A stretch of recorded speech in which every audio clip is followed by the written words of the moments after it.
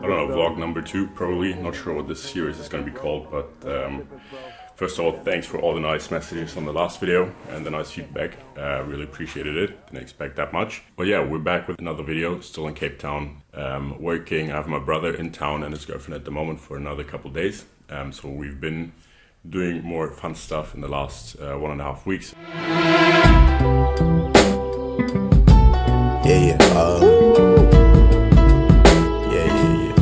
Nonetheless, focus on work has been pretty important. So right now I've been checking some messages in the morning, meaning just seeing what's going on. One of my employees is now overseas, meaning like I think 7 hours ahead. No, 7 hours behind, my bad. Which means he has more accessibility to customer service and calls and everything in the evening, which is nice for the business, but obviously brings some challenges with it, but not too many. Otherwise, there's been a lot of networking going on in town, which has been super fun, but obviously also is some sort of distracting, but still very happy to connect with other entrepreneurs all the time. It's so interesting, you learn so much, and maybe I'll try to get some of them also in front of the camera at some point to get like some insights into different things, different businesses, because I think it's very valuable to see different viewpoints and very different stages of businesses as well. And right now we're gonna try to go for a surf, which is a bit of a struggle in Cape Town, I'm not gonna lie. And also the wind's gonna pick up like crazy today, I think, which has been a bit weird this year, but should be fine. That's the way every day goes. Every time we've no control. If the sky is pink and white, if the ground is black and yellow, it's the same way you showed me. Alright, so the car is packed up, got 2 boards in the car. Just like that. One is 7.2, the other one is 6.4. Not sure if we're going to be able to surf, but we'll definitely give it a try.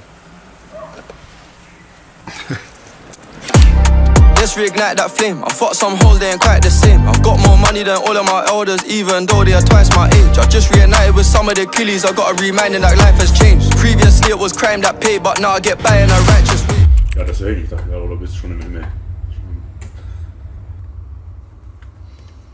Right now, in terms of my business, I'm actually working on getting a couple more licenses that will just give us the opportunity to expand our business into different areas.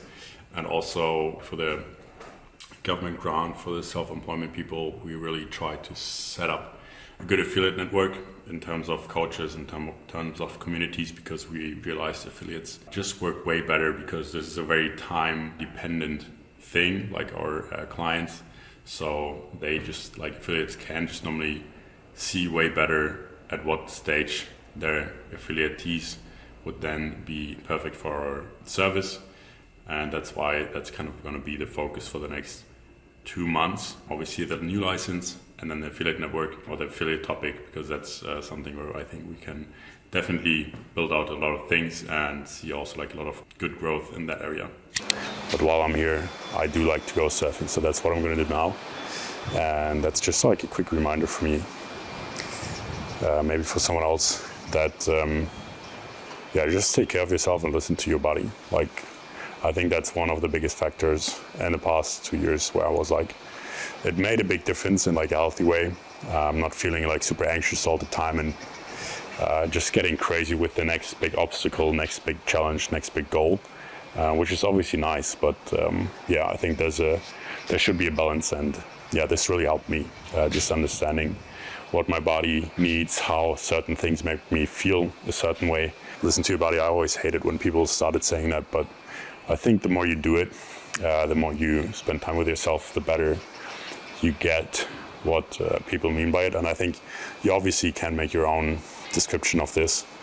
Doesn't mean you have to go surfing, doesn't mean you have to meditate, go out, whatever, but just make sure you understand that your body will create emotions and all the time, no matter what you do, bad or good ones. And sometimes obviously there will be more bad ones, but then you just need to figure out a way how your body, how you can actually do things, think about things, do things that then puts you back into like a more happy state.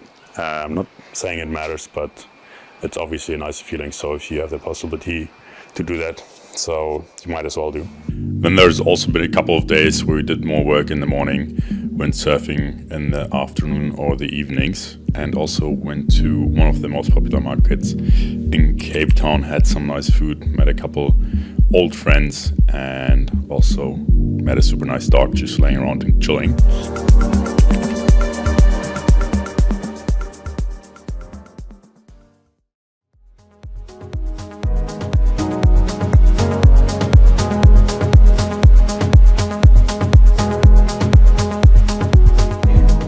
With my brother and his girlfriend in town, we then decided to go to one of the game farm very close to Cape Town, actually, to see the Big Five.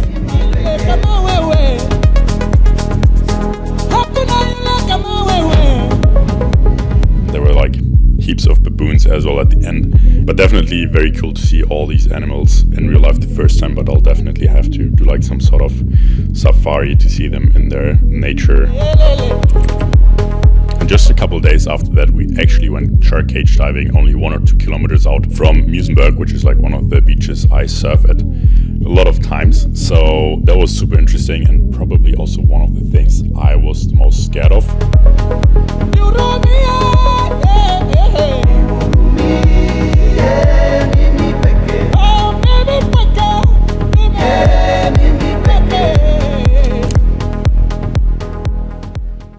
So we have a friend of mine coming down. He's also self-employed / entrepreneur. He's actually South African and also at the same time my barber.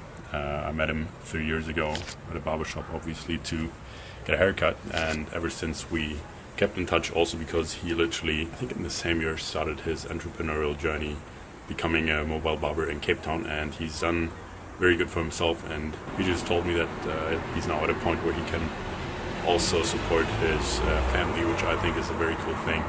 Just seeing how quickly it can go into from becoming employed to self-employed to supporting your friends and family. If you ever need a haircut in Cape Town, definitely hit him up. What's up, bro? My bro, what's good?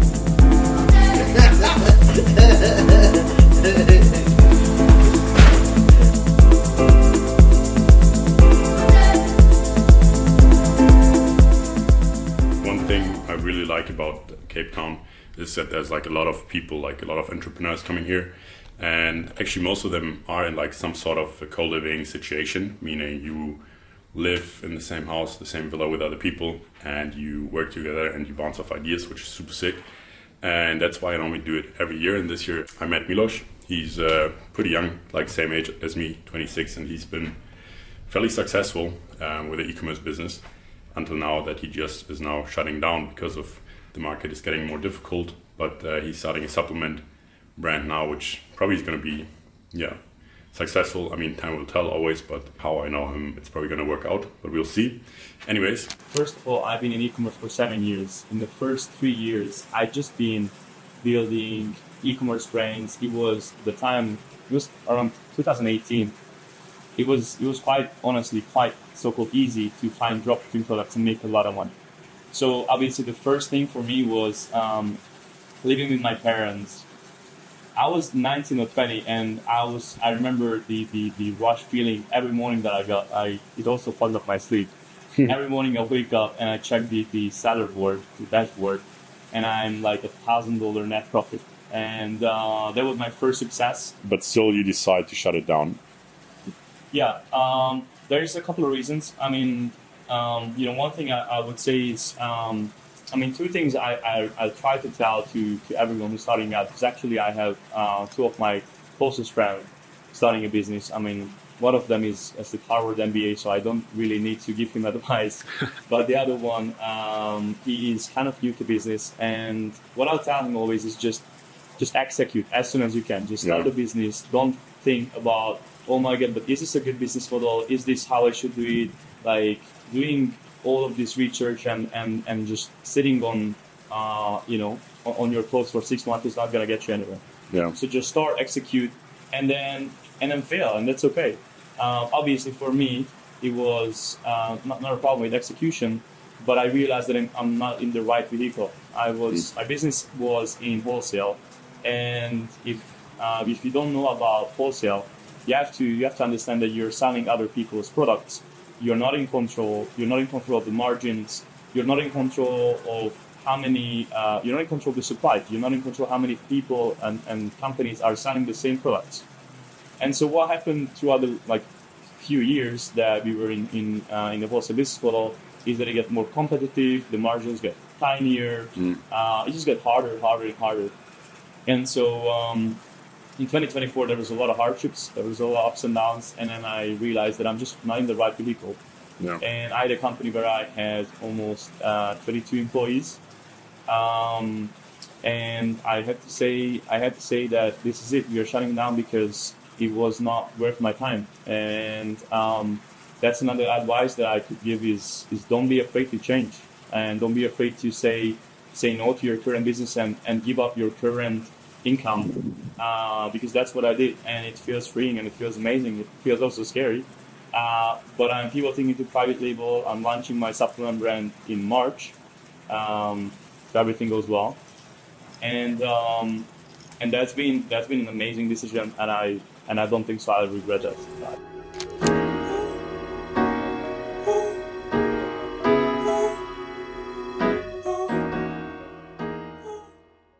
Shall I look you in your eyes? Doesn't matter. This is Diana. She's also staying with us for a month, and she's also German with a fashion brand called John 4:16, which comes from the Bible, and she was kind enough to share some of her learnings from her entrepreneurial experience, taking that from like the first order with 500 pieces to actually running that as a successful business. Okay, so since Corona, I took the time next to my main job to be more creative and to find a way in a more spiritual path to invest myself. And yeah, I randomly started doing fashion for myself. I really crochet some hoodies and I stitched something on it and I printed something on it.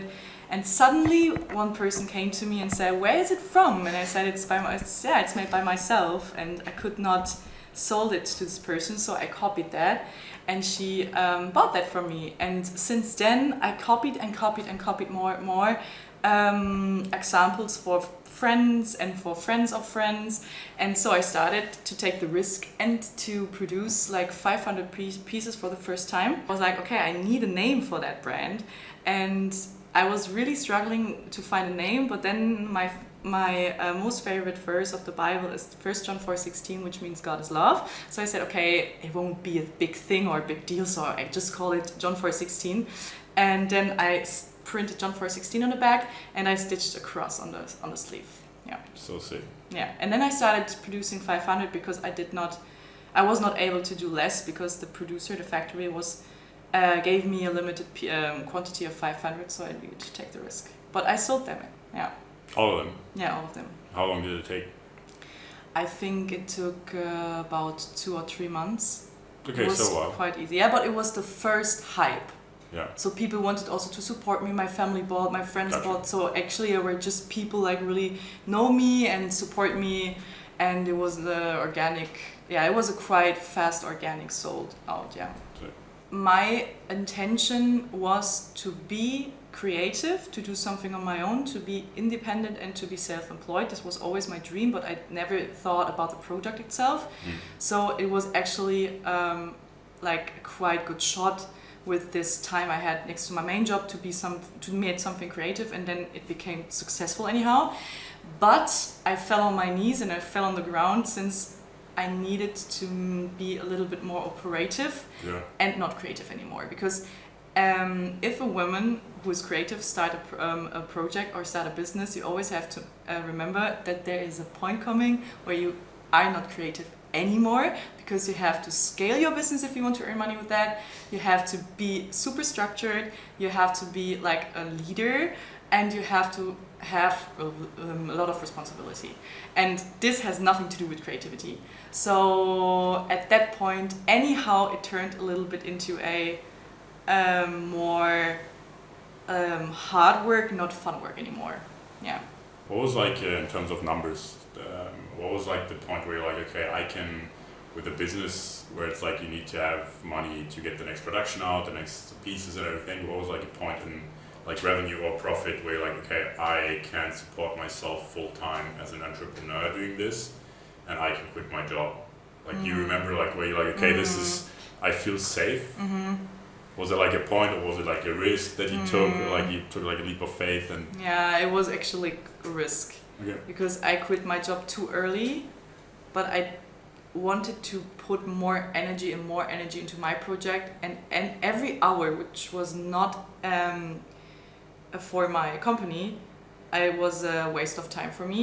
So I said, okay, from now on I will quit my job, and it was 1 year after, which was really too early because I could not afford myself, like I could not afford my life with that money, but I made it anyhow. Yeah, so it was a rough start, to be honest, but after I would say after 3 years, it was like a point where I would say, okay, that would have been smart to stop here. Yeah, and after 3 years, I would say it was a point where we could afford ourselves, like also the employees, fully. Thanks for sharing. Yeah. Is there anything, if someone sees this video and they're like, great person, I want to connect, should they reach out? Do you want them to reach out? Like job opportunities, business opportunities? Yeah, connect at Diana P. It's spelled DAJANAPI. Give me a follow, and yeah, let's have a chat.